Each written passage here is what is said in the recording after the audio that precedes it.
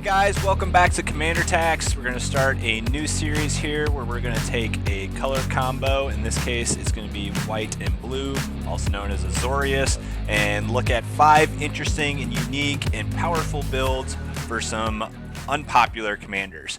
So the first one that we're going to get into is Abuelo Ancestral Echo. This is a 1 and a blue and a white pip that reads Flying, Ward 2, and then you can pay 1, a white and a blue, to exile another target creature or artifact you control, return it to the battlefield under its owner's control. At the beginning of the next end step, it has Ward 2 and it's a spirit. So what are we doing with this? Well, if you heard it in my voice, we're going to do an artifact deck. We're also going to put some creatures in. We're also going to do some blinking of some creatures, which is your typical build that I think you would see with this. So I think the reason that this is kind of an unpopular commander is that you actually have to pay to exile something. So normally you'd exile a creature with something like Conjurer's Closet, which just kind of does it automatically. Yes, you would always have spells as well, and this is going to have spells as well to allow you to do some blinking. However, what we're going to do here is an artifact blink deck. So I did a Scryfall search. I found all the cool artifacts that we can blink to get some really powerful effects. And so let's get into it. The first one that we're going to take a look at is going to be some draw stuff. So there's some basic draw stuff. The first one is Canoptic Spider. So it's a 5-cost artifact creature spider. Flying, Fabricator Claw Array. Whenever another non-token artifact creature or vehicle enters the battlefield under your control, draw a card. So there's a lot of these ETB effects where you can blink an artifact and draw a card. So this one is just a nice one because it's a 4/4 flying body for 5. There's several others, but that's just the one that I saw that I really picked up on. The next draw card that I picked up on is called Coveted Jewel. It's 6 cost, and when it enters the battlefield, you draw 3 cards. 3. There is a big downfall. So it is a mana rock. You can tap it for any one color, but here's the catch. Whenever one or more creatures an opponent controls attacks you and aren't blocked, that player draws 3 cards and gains control of Coveted Jewel. Untap it. So it's kind of a group hug thing. But here's what we're going to do. Is that we're going to blink it. So you're going to play it for 6, you're going to defend it, and then on your next turn you're going to blink it. So you're going to get 6 cards out of it, hopefully. It's one of those things, you may lose it, it may end up going around the table, whatever, but you're going to get a lot more value out of this in a game than your opponents will. So it's kind of a cool card. And who cares? A little bit of group hug never hurt anybody, creates those political situations that are going to help you win the game. All right, next up we got a few artifacts that create tokens. So the first one that we're going to look at is actually Simulacrum Synthesizer. So when it enters the battlefield, you could scry 2. So if you wanted to blink this, you could scry multiple times. We're not really looking to blink this one. It says, whenever another artifact with mana value 3 or greater enters the battlefield under your control, create a 0/0 colorless construct artifact creature token with this creature gets +1/+1 for each artifact you control. So as we blink other artifacts, we're going to get a construct, and that if we can blink it twice, let's say you have 6 mana, you blink it twice, you're going to get 2 constructs based on the number of artifacts you have. If you've seen this card played, it's just going to get crazy. Another card that's very similar that's going to get crazy when we blink it is Thousand Moons Smithy. So when it enters, you're going to create the same sort of thing. It's a gnome soldier and this one's even better in that your power and toughness are equal to the number of artifacts and or creatures you control. Then you can tap 5 artifacts and transform it.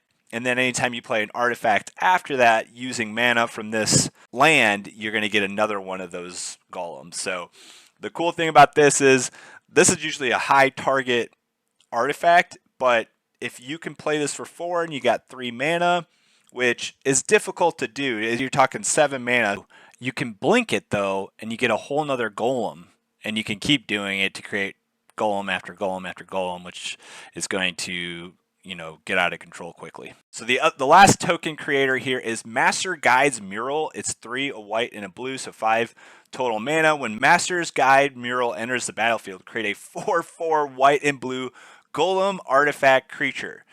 You can craft this, but that's really not what we're looking to do. We're just looking to blink this multiple times and just create multiple 4/4 bodies, which is going to be great in a commander game.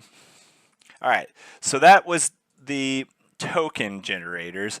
Let's look at everything else we have in this deck. So everything else we have in this. So the next thing we're looking at is Staff of Eden, Vault's Key. So this is a new Assassin's Creed card, and it reads, when it enters the battlefield, put target legendary permanent card not named Staff of Eden from a graveyard onto the battlefield under your control. You can tap it, draw a card for each permanent you control but don't own. We don't really care about that last part. What we're looking to do here is blink this and get every legendary creature that we have in our deck that goes to the graveyard back onto the battlefield. It's just a great effect. It's going to force our opponents to remove it. Another card here is Arcbound Crusher. So whenever another artifact enters the battlefield, put a 1/1 counter on Arcbound Crusher. So basically, it's a 0/0, but it's got modular 1, so it's going to come in with a 1/1, and then every time we blink one of these artifacts, it's going to get bigger. So it's going to get really bigger over time. All right, so then moving on. Next we got, since we have Abuelo, we got to have Abuelo's Awakening, right? So return target artifact or non-aura enchantment card from your graveyard to the battlefield with X additional +1/+1 counters on it. It's a 1/1 spirit creature with flying in addition to its other types. So basically, if we just want to get that artifact back, we don't care about the power and toughness of that creature. It's a 1/1, like, we want the artifact, right? We want the ETB, so this is just a cool ETB effect, just a way to get something back out of your graveyard. And then, so next we got, this is a great card, Pre-War Formal Wear. So it's 2 and a white. When Pre-War Formal Wear enters the battlefield, return target creature card with mana value 3 or less from your graveyard to the battlefield and attach this to it. Equipped the creature gets +2/+2 and has vigilance. So this is just a great way to get some of our blink creatures back onto the battlefield from the graveyard. All right, so that is everything else. Let's look at, we have some doublers. So basically, we can, anytime an artifact enters the battlefield, we can, if we have Panharmonicon, which is an artifact itself, then we're going to double that ability. So great doubler there. And another card that does the same thing is Virtue of Knowledge, but it also has an adventure on the other side that says copy target activated or triggered ability. So an activated ability being Abuelo, we can copy it again. We can choose new targets. It says here you can choose new targets. So you can actually blink 2 artifacts. So this is actually a better Panharmonicon for this deck, and just a really cool card in this situation. And that is the doublers. So last but not least, let's talk about the Dash of Salt category. So these are salty cards that you can add that are going, based on how salty you want your deck to be. You can add a couple of these, you can add all of them, whatever you want to do. So the first one up is the Might Stone and the Weak Stone. So when this enters the battlefield, you can draw 2 cards, which is great. You can also tap this to get 2 mana. This mana can't be spelled to cast non-artifact spells, but honestly, this is just great mana rock because you get 2 cards and then you get to tap it and get 2 mana to pay an artifact. But here's the spicy part. Target creature gets -5/-5 till end of turn. So you can tap this multiple times and just remove everything on your opponent's boards. Great card, and I would definitely recommend adding this one. Yes, it is salty, but if this is your only salty card, I think most of your opponents and your pods can take it. Next up is, this one's really salty. Portal to Phyrexia. When it enters the battlefield, each opponent sacrifices 3 creatures. At the beginning of your upkeep, put target creature card from a graveyard onto the battlefield under your control. It's a Phyrexian in addition to its other types. So like, most people can handle in a commander game this hitting the field once and losing 3 things, especially if they're in a go wide strategy. But if you flicker this, like, you flicker this twice, right? Let's say you pay 6 and you flicker it twice. That's 3, 6, 9 creatures. Like, no one's going to survive that. And then every turn, you're bringing something back. So this is a very salty card. I don't know that I recommend this one, but it would be really strong in this deck. Moving on. The last spicy card I have here is Elish Norn, Mother of Machines. So this is Panharmonicon on a stick. It's a 4/7, but it also has the added bonus of permanents entering the battlefield don't cause abilities of permanents your opponents control the trigger. So this doubles yours and it stops your opponent. So that's kind of what makes it salty. This one you could take it or leave it. I actually kind of like it, but I could see why someone maybe wouldn't want to add that. Oh, one more that we missed. This one's actually really good. I don't know that it's really too terribly salty. This is Ariet's Tempting Apple. So when Ariet's Tempting Apple enters the battlefield, gain control of target creature until end of turn. Untap that creature, it gains haste until end of turn. You can then pay to tap this and gain 3 life, or you can pay to tap this and target opponent loses 3 life. Really what you're going to be doing with this is blinking it. You're going to be blinking this more than once or even just once and gaining control of 1, 2, or 3 creatures that your opponents control, and then because they gain haste, you're then flinging it back at their face, which, you know, if they're playing something like, let's say, I don't know, a Dino deck, right? So you're stealing their Galta and then you're swinging a 12/12 at them. That's pretty crazy, right? So great card. One I would definitely probably add, but it can be a little spicy. So, all right, and that is the Dash of Salt section. And our last section here is just our finishers, just to your basic artifact finishers, which are going to be Kappa Cannoneer. Your last card here is Cyberdrive Awakener. So all of these artifacts, they're not creatures, but when this comes into the battlefield, they gain flying and they become 4/4 creatures. So if you can blink this, you could do it every turn until your opponents are dead. All right, that's Abuelo. Let's move on to the next commander.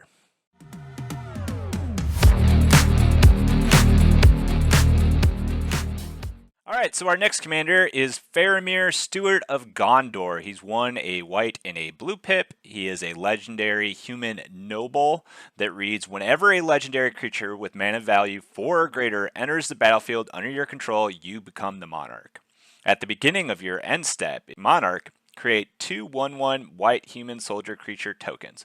So what are we doing with this deck? Well, as you can guess, we're playing a whole bunch of legendaries of 4 CMC or greater, and we're going to constantly become the monarch on our turn. So we're going to draw an additional card every turn. And the other thing we're going to do is we're going to go wide every turn. We're going to get 2 1/1s, and that's kind of what this deck is about. So let's get into what are the different categories. So our first category here is going to be Legends of CMC 4 or greater. In Azorius, we have a lot to choose from. The one that comes to mind first is going to be the Council of 4. It's a human noble. It's a 0/8 for 5.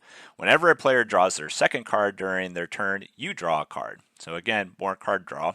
Whenever a player casts their second spell during their turn, you create a 2/2 white knight creature token. So you're going to get more tokens. It's a token generator. And then next we have Oji the Exquisite Blade. When Oji the Exquisite Blade enters the battlefield, you gain 2 life and scry 2. Whenever you cast your second spell each turn, exile up to 1 target creature you control. Then return to the battlefield under its owner's control.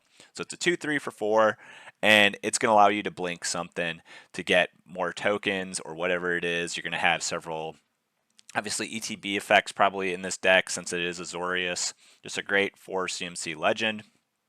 Next up, we have Mangara the Diplomat for 3 and a white. Human Cleric. Lifelink. It's a 2/4. Whenever an opponent attacks with creatures, if 2 or more of those creatures are attacking you or planeswalkers you control, you draw a card. So more card draw again.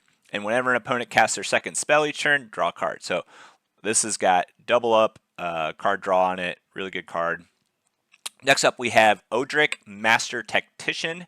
He's 2 and 2 white pips. He's a human soldier with first strike. Whenever Odric, Master Technician, at least 3 other creatures attack, you choose which creatures block this combat and how those creatures block. So basically, you can say, yeah, you're not blocking. Nobody blocks. And it allows you to get through with all your creatures. Or you can say, that one blocks this one, and it has less toughness and doesn't have enough power to kill your creature, so it's really cool that way. And then it's a 3/4. Next up, we have Brago, King Eternal. This is another Blink card, very famous Blink commander. It's 2, a white and a blue, flying. Whenever Brago deals combat damage to player, exile any number, so that means you could flash in your whole board and then return those cards to the battlefield under their owner's control. Happens instantaneous, don't have to wait till end of turn.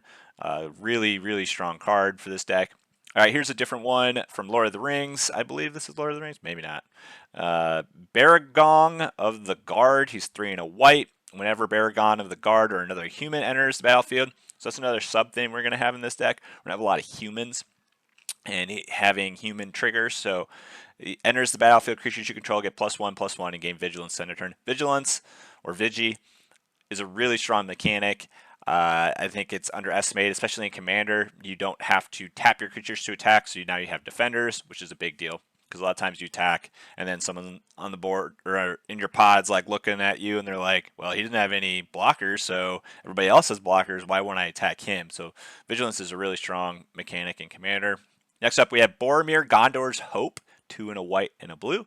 Reads, whenever Boromir, Gondor's Hope enters the battlefield or attacks, look at the top 6 cards of your library. You may reveal a human or artifact card from among them and put it into your hand. Put the rest on the bottom of your library in random order. So this is going to allow us to kind of forage through our deck to just get humans when we want them.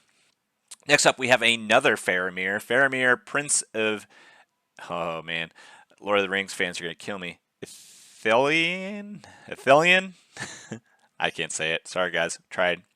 It's 2, a white and a blue. At the beginning of your end step, choose an opponent. At the beginning of that player's next end step, you draw a card. If they didn't attack you this turn, if they attacked you this turn, you create 3/1/1 human soldier creature tokens. So you either get a card or you're going to get 3 tokens. So really good incentive for other people not to attack you. You'll just get a card instead of 3/1/1s. I think 3/1/1s is better than a card, especially in this deck. All right, Ezrim, Agency Chief is our next card. It's flying, Archon Detective for 5. When it enters, you create 2 clues. You investigate twice, and then you can sack a clue for 1. And Ezrim gains your choice of Vigilance, Lifelink, or Hexproof until end of turn. Really good card because if he's being targeted by something, you can just pay 1 and give him Hexproof. And then if you have Brago, you're going to blink him next turn. You're going to get 2 more clues. Really good clue synergy there. This isn't a clue deck, but clues work really well in Azorius. And that is that for that category. Let's take a look at our next one, which is humans. So we have 2 cards in this. One we have is Templar Knight. So this is a new Assassin's Creed card. If you wanted to do a Templar Knight with this deck, you definitely could, because the Templar Knight is a 2, 1 and a white, and it's a human knight, and it's Vigilance, tap 5 untapped attacking creatures you control, name Templar Knight, search your library for a legendary artifact card, put it onto the battlefield, then shuffle. Deck can have any number of cards named Templar Knight. So if you want to do a Templar Knight, that is one option here. Your next human card that I have in here is Goldbug, Humanity's Ally. So this is from the Brothers War set, and it is a Transformer, so a Universes Beyond, and it's got more than meets the eye for 2. It can flip over, which we're not really worried about, but it's this part here that's really good in this deck. It says prevent all combat damage to be dealt to attacking humans you control. Whenever you cast your second spell each turn, you convert it, so you flip it back and forth. All right, that is that for that category. Our next category is Go Wide. And our first card in this category is Sky Strike Officer. He's 2 and a blue pip, and it reads, whenever Sky Strike Officer attacks, create a 1/1 colorless soldier artifact creature token, tap 3 untapped soldiers you control, draw a card. So again, more card draw, more tokens. This is a perfect fit for this deck. And our next card is Prince Imrahil the Fair. It's a 1 and a blue pip. It's another Lord of the Rings card, and it says whenever you draw your second card, which we're going to do every turn, you're going to create a 1/1 white human soldier creature token. So you're going to get another human, a really strong card in this deck because we're always going to be drawing 2 cards. Next up, we have Adeline, Resplendent Cathar. It's a human knight and 1 and 2 white pip. Vigilance. Adeline Resplendent Cathar's power is equal to the number of creatures you control. Whenever you attack, for each opponent, create a 1/1 white human creature token that's tapped and attacking that player or a planeswalker they control. Really great token generator. Next card we have is the 5th Doctor, so a Doctor Who card, a Time Lord Doctor for 2, a white and a blue. It's a 2/2 and reads, at the beginning of your end step, put a 1/1 counter on each creature you control. So this is going to make us a little bit taller. That didn't attack or entered the battlefield this turn, untap those creatures. So this is a great ability where if you cannot attack, at least you're getting some value on your creatures. So those are all of our token generators. That's it for that category. Our next category is everything else. So here are just some interesting cards that you could add to this deck. Champions of Minas Tirith is the first. It is a 5 and a white pip, so it is an expensive card, a 6 CMC. It's a human soldier. Whenever it enters the battlefield, you become the monarch, so just another way to get a monarch. And then at the beginning of your combat on each opponent's turn, if you're the monarch, that opponent may pay X, where X is the number of cards in their hand. If they don't, they can't attack you. So this is like a better go. This is a great card. I've not actually seen this card played before. I haven't heard much about it, but I think that it's highly undervalued. Yes, it is a 6 cost for 4/6, but this is going to keep you alive in a commander game. I think this is a really important piece to have in this deck. So next up we have Gandalf the White. It is 3 and 2 white pips. An Avatar Wizard, again from Lord of the Rings. A lot of Lord of the Rings cards here. It's got flash. You may cast legendary spells and artifact spells as though they had flash.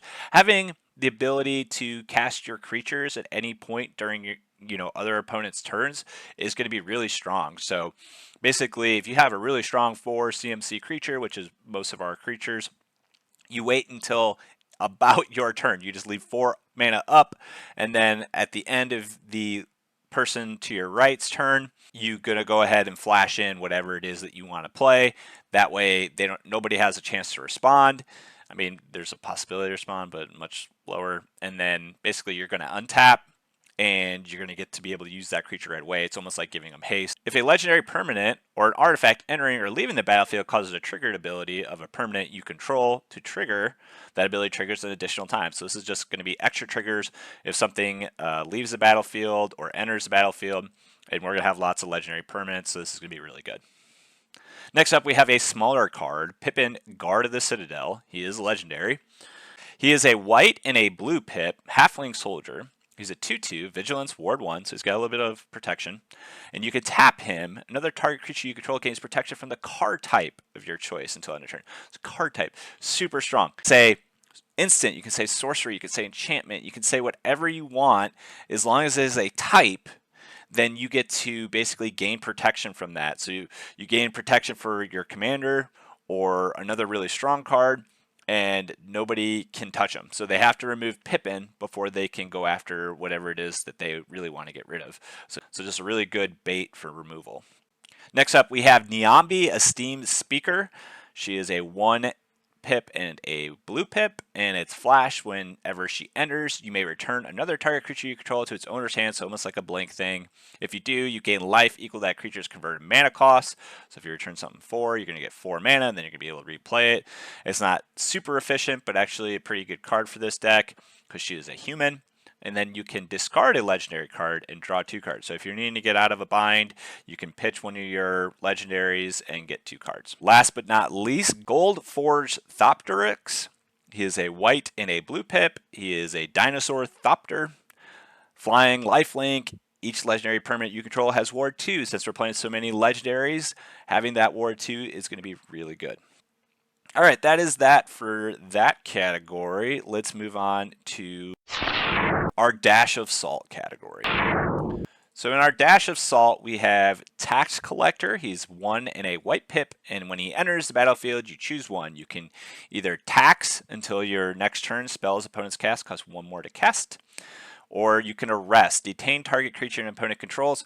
What is detain? Detain is until your next turn, that creature can't attack or block, and its activated abilities can't be activated. So it is a 1 turn, you are not part of the game kind of card. Detain is a really good keyword.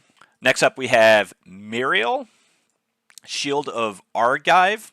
3 and a white pip. During your turn, opponents can't cast spells or activate abilities of artifacts, creatures, or enchantments. Like really strong, you can't be touched during your turn, so it's a little salty that way. And whenever she attacks, she creates X/1/1 colorless soldier, artifact, creature tokens, where X is the number of soldiers you control. So even just by herself on 2 attacks, she's going to create 3 1/1s, but chances are a lot of our humans are also soldiers, so you're going to actually, when you attack in, you're going to have create even more soldiers. So a really great card for this deck. Next up, we have Thalia, Heretic, Cathar. So if you wanted to do more of a stacks theme, it says creatures and non-basic lands your opponent's control enter the battlefield tap. The other Thalia, Guardian of Thraben, is another one. It says first strike, non-creature spells cost 1 more to cast. So it makes it a little bit taxing for your other players in your pod. So next up, we have Elish Norn, Grand Cenobite. So other creatures you control get +2/+2. Other creatures your opponents control get -2/-2. So if it's not something that has at least 3 power and toughness, they just can't play it, or it's just going to die on hitting the battlefield. Great card. Next up, we have Akroma's Will, which is just going to give all of our creatures flying, vigilance, double strike, and then it keeps going. Lifelink, indestructible, and protection. If you have your commander out, you get both of them. And this is just going to win you the game. If you play this and you have a go wide strategy and you're pretty wide, you're gonna go over the top of everybody and you're just gonna win. So a little salty that way, in that it feels pretty unfair when you play it, but otherwise a great card. Next up in our last category is finishers. So the first finisher we got is Horn of Gondor. It is just 3, and it says, so when it comes to the battlefield, you create a 1/1 white human soldier creature token, and then you can pay 3 and tap this, and you create X/1/1 white human soldier creature tokens, where X is the number of humans you control. So if you have a bunch of humans, you're going to create a bunch of soldiers. If you have something out like Muriel, you're just going to create a ton of soldiers, and you're going to go very wide and probably win the game. Okay, and our last finisher here is Moonshaker Cavalry. It's 3 and 3 white pips, so very expensive. However, it's got a really strong ability. It's flying, it's a 6/6, and it reads, when Moonshaker Cavalry enters the battlefield, creatures you control gain flying and X+X until a turn where X is the number of creatures you control. It's going to count itself.